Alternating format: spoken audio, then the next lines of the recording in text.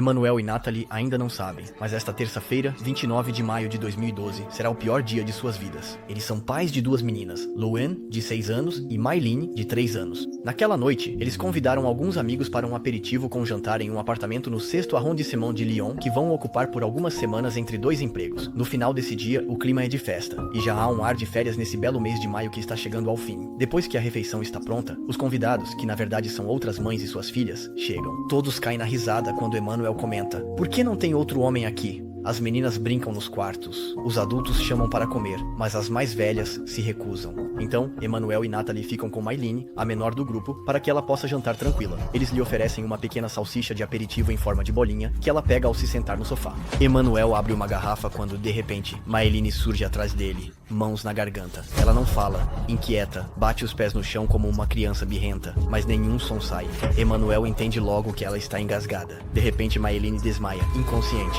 Seu pai a segura pelo braço, mas ela desaba. Ele grita para Natalie: "Chame os bombeiros!" Ele pega Mailine, a coloca à sua frente e tenta a manobra de Heimlich pela primeira vez. Ele grita para Natalie, que está paralisada: "Chame bombeiros." Não, você vai conseguir tirar dela. Mas Natalie percebe a urgência e disca o número. Infelizmente, quase não há sinal no apartamento. Natalie decide sair e descer até o pátio interno para conseguir ligar. Enquanto isso, Emanuel faz o possível para tentar remover o que obstrui a traqueia de Mailine.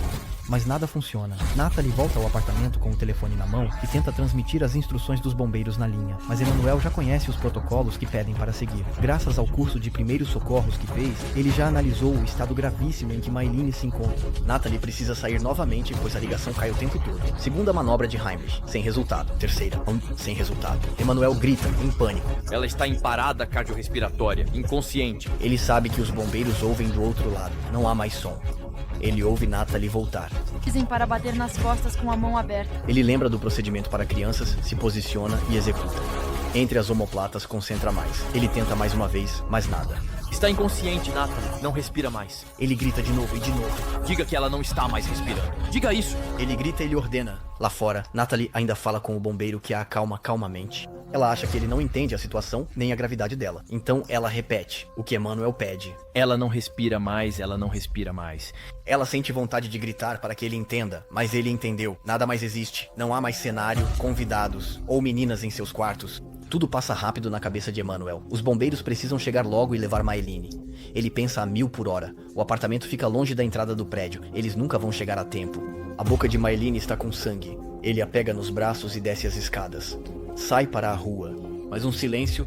Esse silêncio, por que esse silêncio? Ele não ouve as sirenes, mas por que não ouve? Ele deita Mailine na calçada em frente ao prédio. Cuidado com a cabeça, a boca, o sangue, massagem cardíaca. Ele começa, faz massagem, nada. Ele não espera nada. Ele não tem mais nada a fazer até a chegada do socorro. Ele faz massagem, alterna com respiração boca a boca e repete. Nada mais importa, nada nem ninguém. A cidade está silenciosa, como se ela também esperasse o socorro e as sirenes, normalmente tão estridentes. De repente, ele sente uma mão em seu ombro. "Cuidamos disso." É um bombeiro. Emanuel se afasta. Os bombeiros assumem o controle. Ele entende que eles o viram fazendo massagem de longe, mas que o caminhão deles ficou preso naquela rua de mão única, então decidiram correr. Emanuel não entende o que eles dizem, não ouve o que dizem, não ouve nada. Esse silêncio vai acabar? Ele trabalha incansavelmente ao lado de sua filha, linda deitada no chão, mas está demorando demais. Um bombeiro diz: "Fizemos ela vomitar salsicha." Ele pensa: se ela vomitou, isso quer... Os reforços do SAMU também chegam e os bombeiros precisam de mais equipamentos, pessoas e competências. "Vá se lavar, vamos levá-la assim que estiver estável." Vou interromper só por alguns instantes para dizer que, se você se interessa por histórias de milagres, há 2 sites que recomendo especialmente. Primeiro, o site 1000 Razões para Crer, que reúne fontes para centenas de casos de milagres. É impressionante porque há muitos outros que aconteceram nos anos 2000 ou 2010. Dê uma olhada no site deles e assine a newsletter. Aliás, também recomendo outra newsletter, Edition.fr, que oferece dossiês de qualidade sobre diferentes temas da fé católica, como milagres, anjos, demônios, etc. Todos os links estão na descrição. Emanuel sobe as escadas em direção ao seu apartamento, mas algumas pessoas que testemunharam o que aconteceu o convidam a usar o banheiro delas, que fica mais perto. Eles lavam as mãos que estão cobertas de sangue.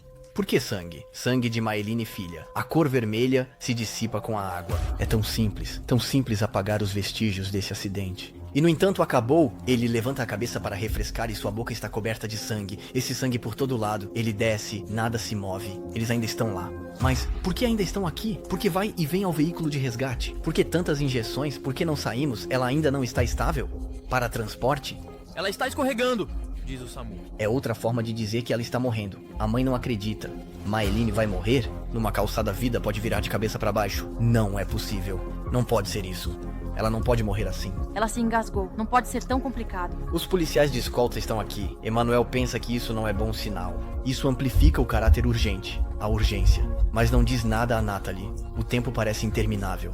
De repente, um bombeiro grita. Vamos embora! Emanuel sobe ao apartamento para pegar as chaves do carro, subindo as escadas rápido. Quando vai descer, Luan, seu filho mais velho, o olha com lágrimas nos olhos, mãos apertadas no bichinho de pelúcia de Maeline, e diz: Vem, papai. A Maeline vai pedir minhas nozes.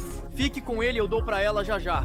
Eles descem e se juntam a Natalie. Os policiais desaconselham que ela os siga. Vamos levá-la ao hospital materno-infantil. Nós vamos com vocês. Tenham cuidado, dirijam com prudência, nos sigam. Maeline na ambulância. Bombeiros, médico do SAMU, motociclistas, cortejo à frente. A cidade está silenciosa e escura. Ele está mesmo usando as sirenes? Emanuel tem a impressão de que não estão indo rápido o suficiente. Natalie fala com ele, mas ele está obcecado com a velocidade. Ou melhor, com o que lhe parece ser a lentidão dessa corrida contra o tempo pela vida de Maeline. Rápido, rápido. Não estão indo rápido. Finalmente, eles chegam. Eles estacionam na primeira vaga, bem ao lado do caminhão de resgate.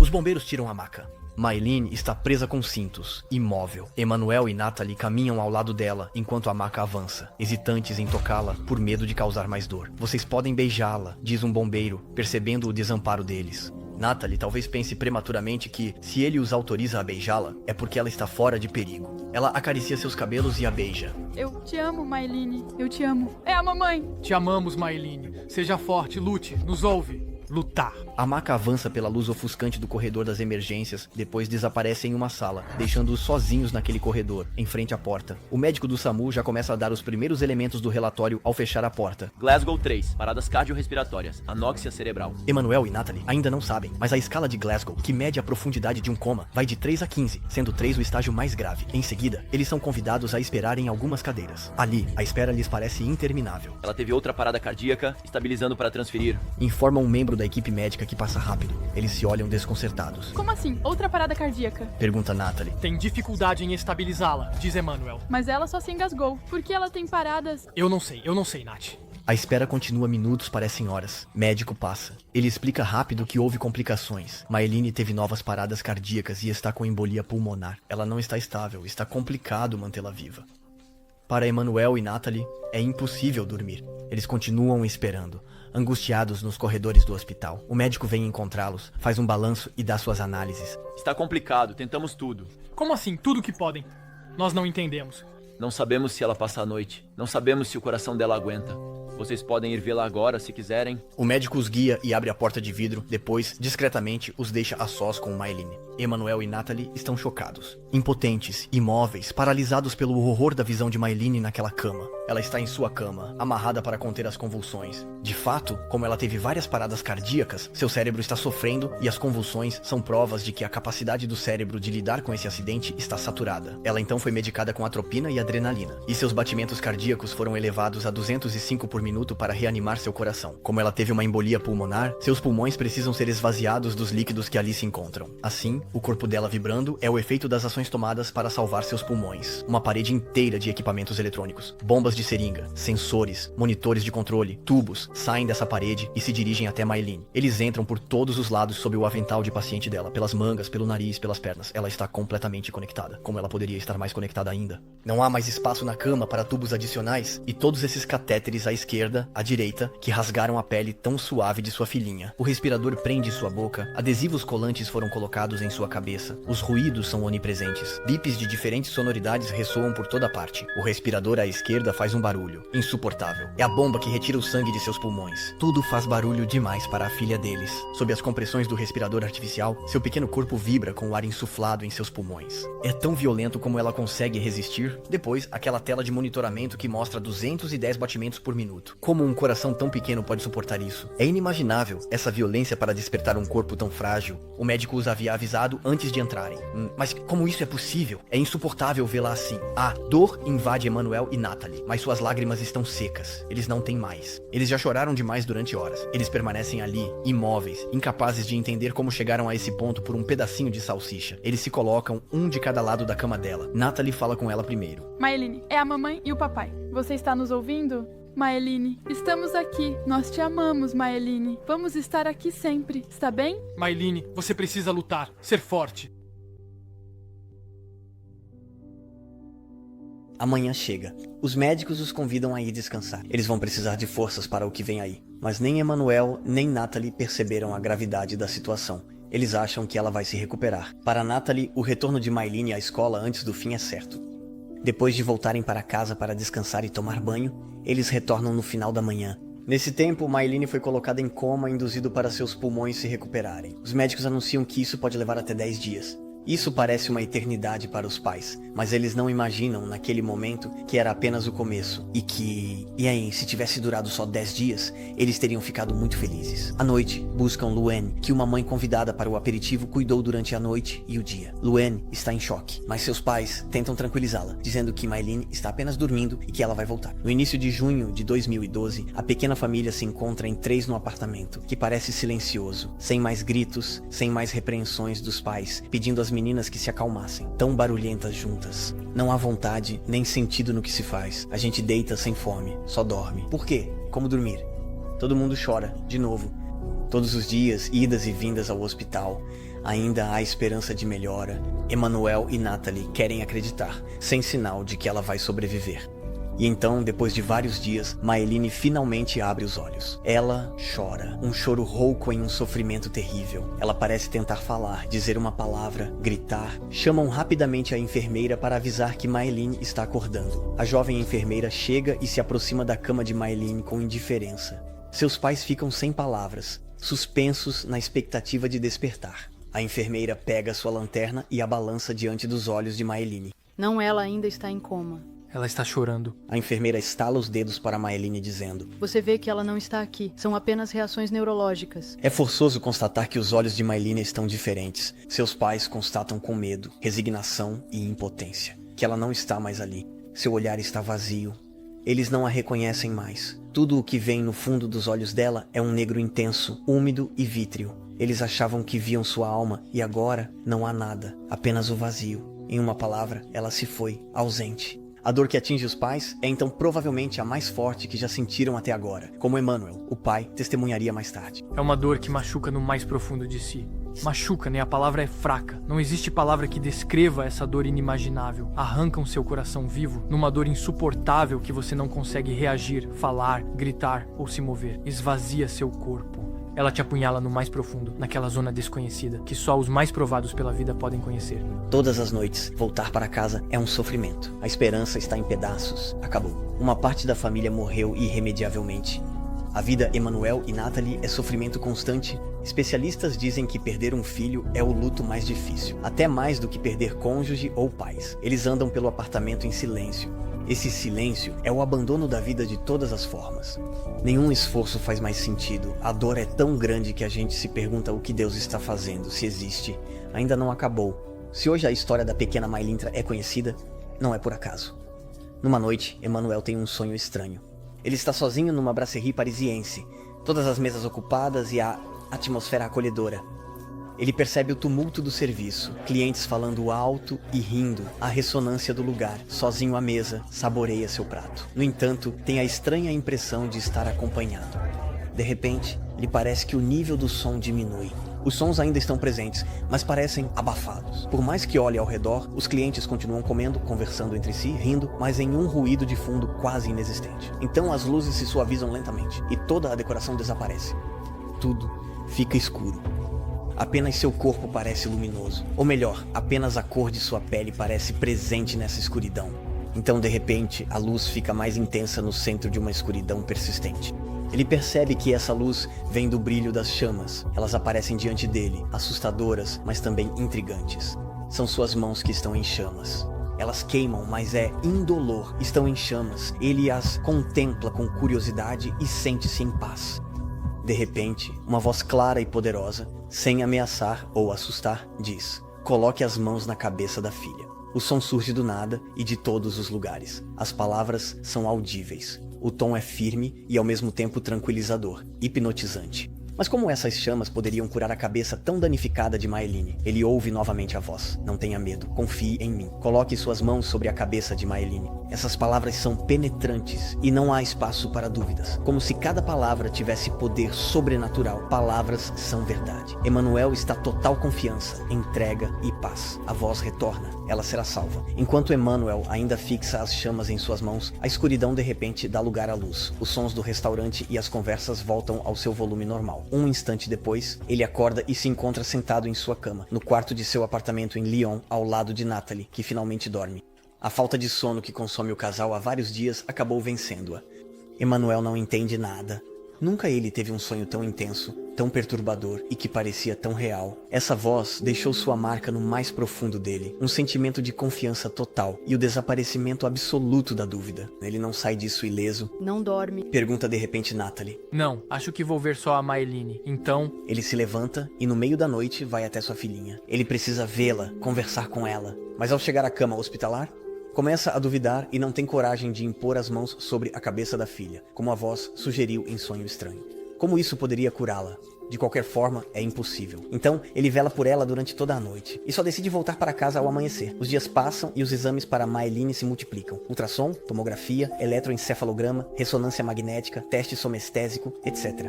Finalmente, os médicos explicam que não há mais nada a fazer por ela, que não apresenta potencial de recuperação, que os núcleos centrais do cérebro foram afetados, comprometendo a coordenação dos membros, que o cérebro foi atingido como um todo e que seus eletroencefalogramas estão ruins. E para completar, os médicos observam a abolição bilateral da onda N20, o que é uma notícia muito ruim. Todo esse jargão serve para explicar que ela está em coma neurovegetativo e nunca poderá sair desse estado. O cérebro foi afetado de forma irreversível, não há nada a ser feito, e ela corre risco de morrer nos próximos dias. A medicina nem sempre é uma ciência exata, mas aqui os médicos têm certeza do que dizem. O diagnóstico é desfavorável.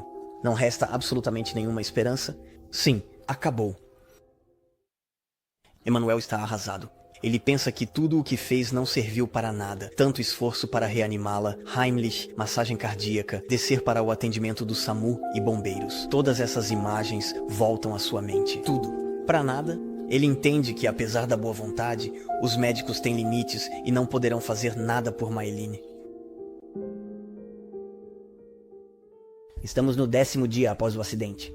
Nesse dia, Emanuel e Natalie foram convocados pela equipe médica para uma reunião. Um médico toma a palavra. A Lei Leonetti nos permite, nessas condições, resultados clínicos e biológicos, não realizar mais reanimação por infecção ou complicação. Vamos suspender a alimentação. Isso levará dias até a parada cardíaca. Com morfina, ela partirá mais rápido. Hoje, isso a mantém viva. Emanuel e Natalie, atordoados. Mas a Milene vai morrer de fome. Não, ela não terá nenhuma percepção de fome. Ela não vai sofrer. Podemos acompanhá-la e garantir que ela não sinta nada. Sim, mas sente fome. Ninguém morre de fome por horas, só em dias. Ela vai definhar, mudar. Isso é horrível, impossível. Então, o segundo médico retoma as análises dos resultados, os detalhes e fala sobre essa abolição bilateral da onda N20. Emanuel pergunta.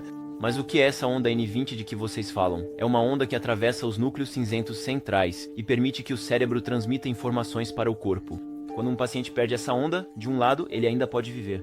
Ele terá sequelas, mas sobrevive.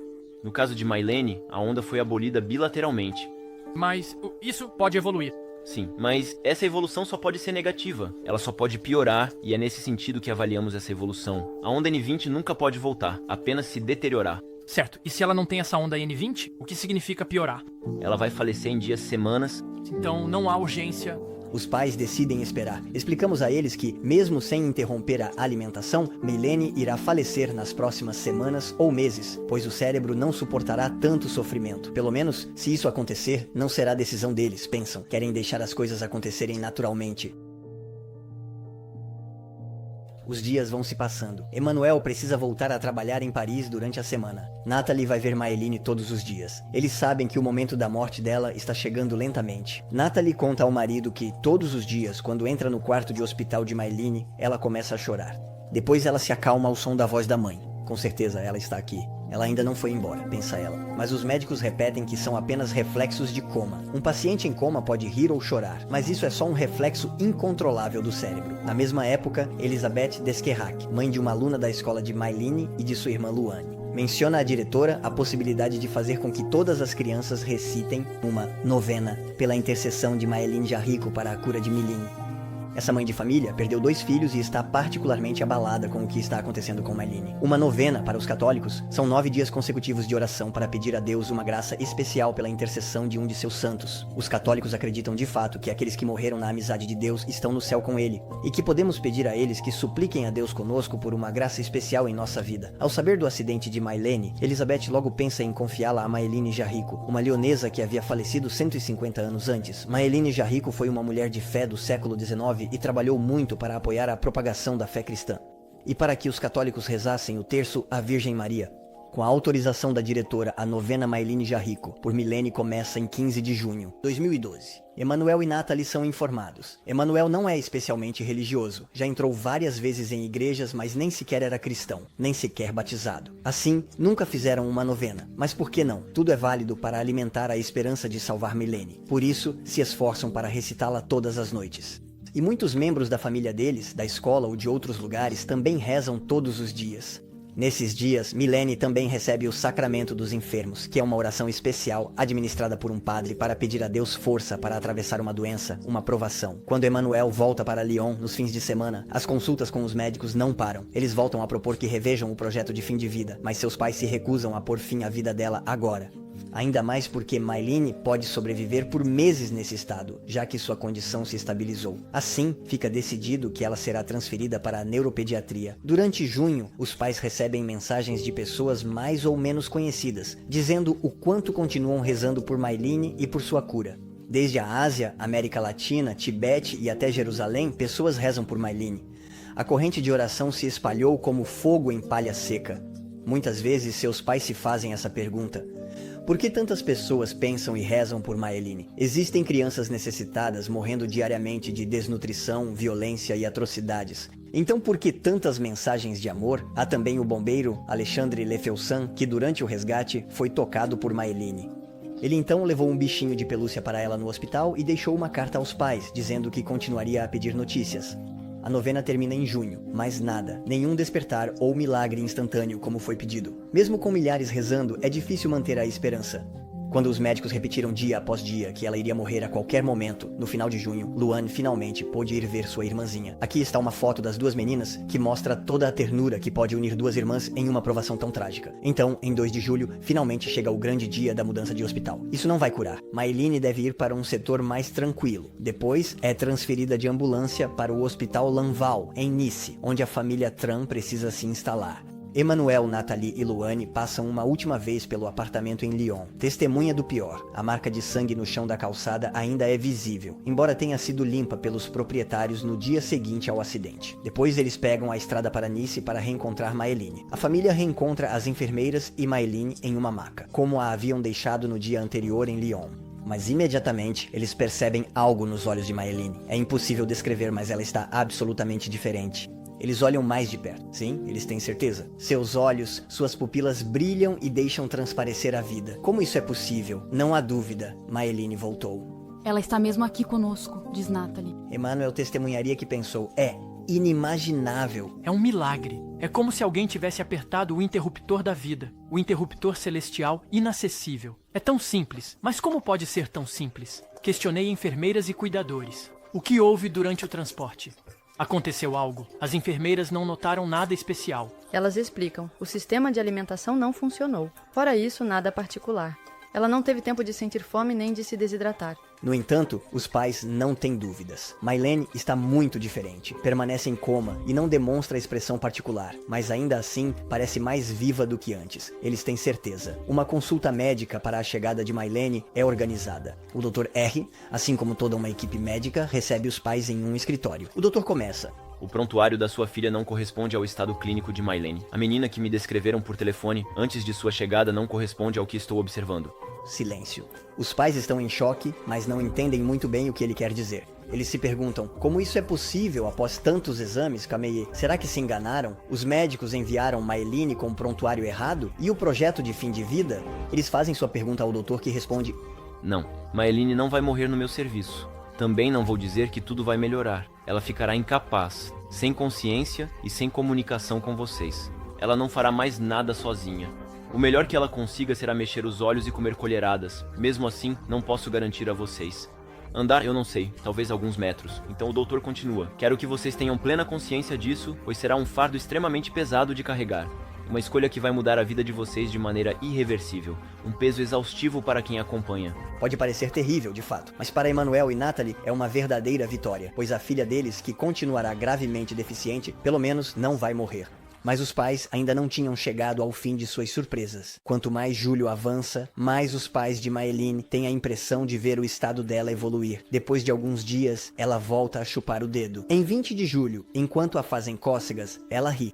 Emmanuel e Natalie não acreditam, ficam profundamente emocionados. A cada dia, Maylene parece se encher de um pouco mais de vida. Perto do final de julho, eles percebem que ela sente a ausência deles quando saem à noite e chora, que ela parece querer voltar a dizer bem baixinho papai ou mamãe, mesmo que ainda não consiga. A equipe médica insiste que é impossível que ela saia do estado vegetativo em que a encontraram, dizendo que isso provavelmente são só reflexos neurológicos. Mas, como pais, Emmanuel e Natalie sentem que é mais do que isso. O Dr. R também começa finalmente a ficar intrigado com o estado de Maeline. Ele então chama um médico, o Dr. F, da clínica Cadran Soleres de Vance, especialista em reabilitação, para submeter Maeline a alguns testes físicos de flexão e movimento.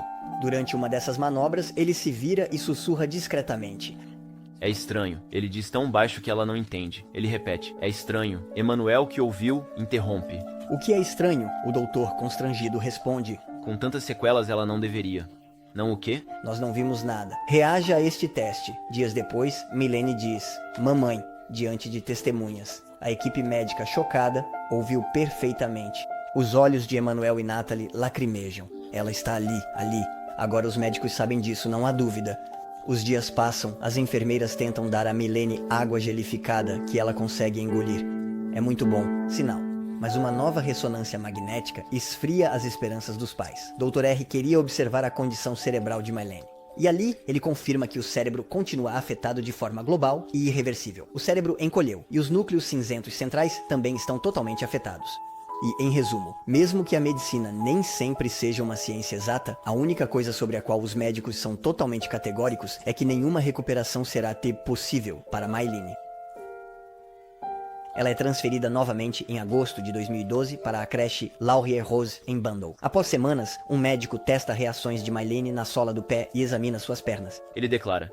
Ela reage bem ao estímulo que aplico e tem uma tonicidade surpreendente para uma paciente que sofreu um acidente tão grave com essas sequelas. Surpreendente. O que quer dizer? As pernas dela reagem, só isso? Não posso lhes dar outras esperanças, mas Maylene percebe os estímulos. Isso teria sido impensável em julho, mas em junho. No entanto, a cada dia que passa, Maylene parece estar se recuperando.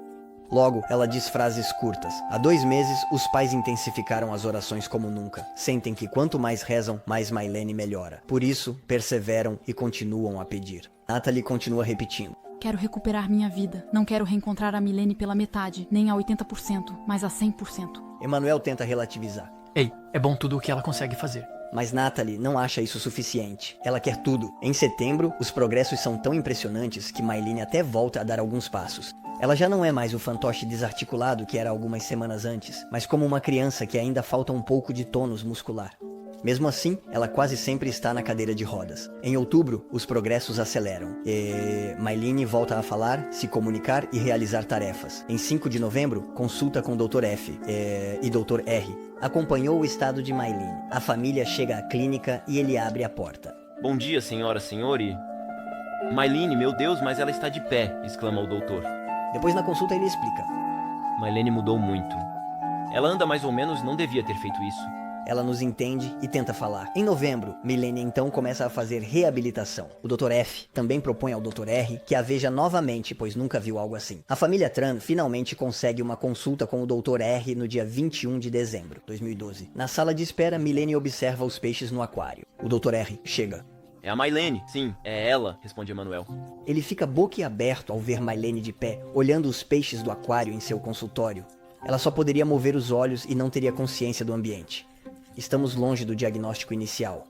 O Dr. R foi avisado por seu colega, mas mesmo assim, ele explica. Eu estava longe, muito longe de imaginar vê-la assim, em pé sozinha. Todos os anos, recebemos crianças afogadas que sofreram as mesmas anoxias que Mylene. São raros os que sobrevivem, e quem consegue fica com deficiência grave. Carga quase insuportável para os pais. Raramente nos enganamos e, quando ocorre, não estamos longe das avaliações. No caso da Mylene, impressionante. Ao final da consulta, ele concluiu o prontuário médico com letras grandes: recuperação extraordinária. No entanto, diz que a recuperação nunca será completa. Ele se lembra do que viu na ressonância magnética: danos irreversíveis no cérebro que inevitavelmente deixarão sequelas. Segundo o médico, ela nunca conseguirá voltar a andar totalmente e sempre precisará de cadeira de rodas. Se ele soubesse que aquilo era só o começo. Sim, os meses vão continuar passando, e os progressos que todos os médicos consideravam impossíveis não vão desacelerar. Chegamos em abril, 2013. Mylene tem consulta com o Dr. R. Surpreso, ele declara: Mylene fez progresso enorme. é impressionante. Quando os pais perguntam como pode ser, ele faz a seguinte comparação: Imagine que você está de carro na estrada. Você dirige e fica sem gasolina. Para no acostamento. O motor para. Você desliga o motor, espera e decide girar a chave para tentar ligar novamente. O motor volta a funcionar e você pode dirigir sem gasolina. Isso é possível? Não, isso é impossível. É impossível? Essa é a Mylene. Dias, em 14 de abril de 2013, a família encontra o chefe médico do hospital. Pessoas de Bron que cuidaram de Mylene no início. Ele soube da melhora de Mylene e quer ver o milagre com os próprios olhos. No consultório, ele explica: Então, aqui está a Mylene. Impressionante. Sabe, eu ainda mantenho contato com o Dr. R, meu colega de Inval, para tentar entender o caso da Mylene. Há tantas coisas surpreendentes sobre a Mylene. A gente realmente não entende como isso pôde acontecer. Acompanhei os exames, os resultados me são enviados sem análises e cruzamos deduções para ver se alguém descobre algo, mas sempre concordamos no resultado. Olha, eu queria que você soubesse que nada, absolutamente nada, indicava recuperação desse tipo.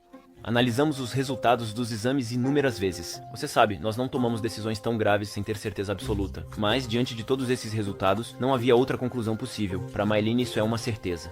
Então chegamos ao final do ano, 2013, e Mylene quase voltou a ser totalmente como uma criança normal. Nesta foto, ela acompanha seu pai e seu amigo Alexandre, o bombeiro, que estão terminando uma maratona. No dia 9 de outubro de 2013, o Dr. R continua acompanhando o caso dela e solicita que Mylene faça novos exames com outro especialista externo para tentar encontrar explicações para sua recuperação, que por enquanto permanece sem explicação.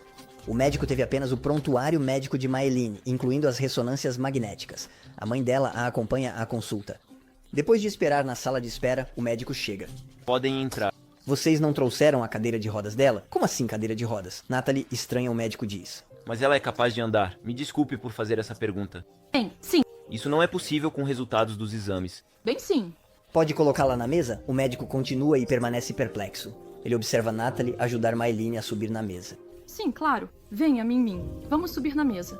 Mas vocês vieram a pé. Bem, sim, o médico está muito surpreso. De fato, de acordo com o relatório médico que leu de seus colegas, ele não esperava de forma alguma ver Mylene nesse estado. A acompanhante percebeu bem o estado de dúvida em que o doutor se encontra. Sim, ela não deveria estar aqui.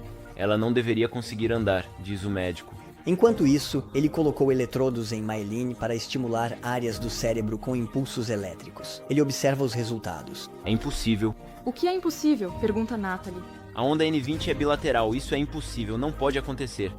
Estava Glasgow 3. Os meses e anos continuam passando e Mylene está cada vez melhor. Elizabeth Deskerak, mãe de um aluno que fez toda a escola rezar pela cura de Mylene, pede aos pais os relatórios médicos para análise de outros médicos. Mas nenhum dos médicos analisando esse caso consegue encontrar uma explicação. Antes do verão de 2015, uma nova ressonância é marcada. A família Tran já conhece. Mylene fez uma na noite do acidente, outra... E por fim, ao chegar ao Anval, em Nice, quanto mais os dias se afastavam da data do acidente, piores eram os resultados. O diagnóstico passou de um traumatismo evidente para um cérebro necrosado, depois para uma renda difusa em todo o cérebro e nos núcleos cinzentos centrais. Isso reforçou o diagnóstico aterrorizante de coma profundo, sem atividade cerebral nem possibilidade de recuperação. Em resumo, um estado irreversível, levando, no pior caso, à morte em poucos dias ou, no melhor, a um estado vegetativo permanente. A hipótese de erro nesse diagnóstico inicial está excluída, pois esse diagnóstico, sempre igual e fácil de identificar, foi confirmado muitas vezes por médicos de diferentes hospitais, entre eles mulheres, mães, crianças de Lyon e na Fundação Lanval em Nice. As 3 ressonâncias magnéticas iniciais, feitas na noite do acidente após 3 e 10 dias, ainda estão disponíveis. E quando novos médicos as consultam, só podem confirmar, de fato, um diagnóstico de coma, Glasgow 3, o grau mais profundo. com danos irreversíveis no cérebro, levando à morte certa ou, no melhor caso, a estado vegetativo permanente. O médico faz ressonância magnética Myelin, tira imagens, compara com as de 2012, passando uma sobre outra e invertendo. Não estou louco. Fui eu quem fez as primeiras ressonâncias magnéticas, diz ele ao assistente. Tem o meu nome nelas. O assistente também não entende, não melhor do que ele. Natalie senta-se na cadeira para ouvir melhor. Isso é impossível. O que é impossível? Eu nunca vi isso. Não, eu nunca vi isso. Viu o quê? Bem, eu nunca vi uma recuperação assim. Fui eu quem fez a última ressonância dela, e é a primeira vez que vejo uma recuperação como essa. O cérebro, que havia perdido volume de forma uniforme, recuperou praticamente todo o seu espaço. Veja, os espaços entre o crânio e o cérebro estão totalmente normais para simplificar. E nesta aqui você vê a diferença? O cérebro dela parecia rendado, agora regenerado. Nunca vi isso em toda a minha carreira. Não sou jovem. Impressionante. Seu assistente permaneceu ao seu lado e também ficou surpreso depois de ver as imagens que o médico lhe entregou assim que terminou sua análise. Ele acrescenta, olhando para Natalie, é um milagre.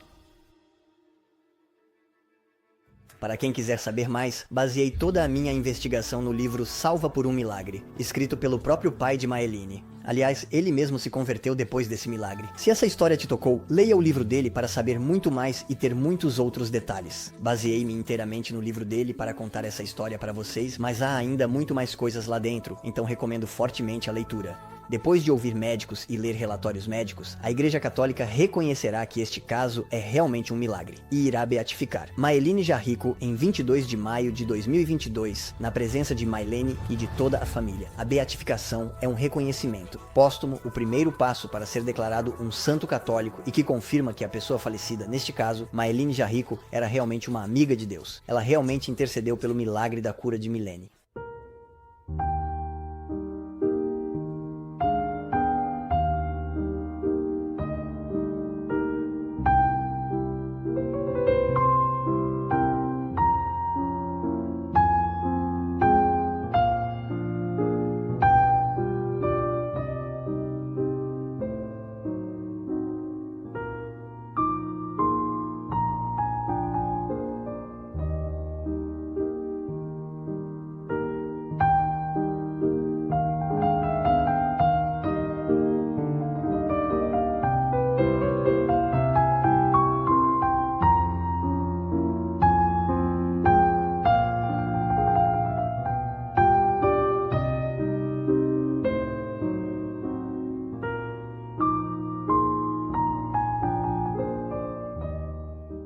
É isso, esse foi o 19º milagre da nossa série sobre 100 casos de milagres. Confiram os outros 18 já publicados no meu canal, tem alguns realmente incríveis. E inscrevam-se se ainda não fizeram isso. Mas talvez alguns se perguntem, assim como Emmanuel e Natalie, por que Deus curou Myelin e por que às vezes ele não cura outros doentes pelos quais oramos? Bem, amigos, na verdade não tenho tempo para desenvolver isso aqui. Para quem se interessa, criei uma formação, um guia completo da vida espiritual em 7 módulos em uma plataforma separada. No módulo 2, há uma aula de quase 50 minutos sobre o sentido do sofrimento e as 7 razões pelas quais Deus permite o sofrimento, que também são respostas para por que Deus nem sempre atende às orações. Recomendo que você faça essa formação. Vou deixar um link na descrição e em um comentário fixado para quem se interessar. Ou então você pode clicar aqui. Foi o Enes. Tchau!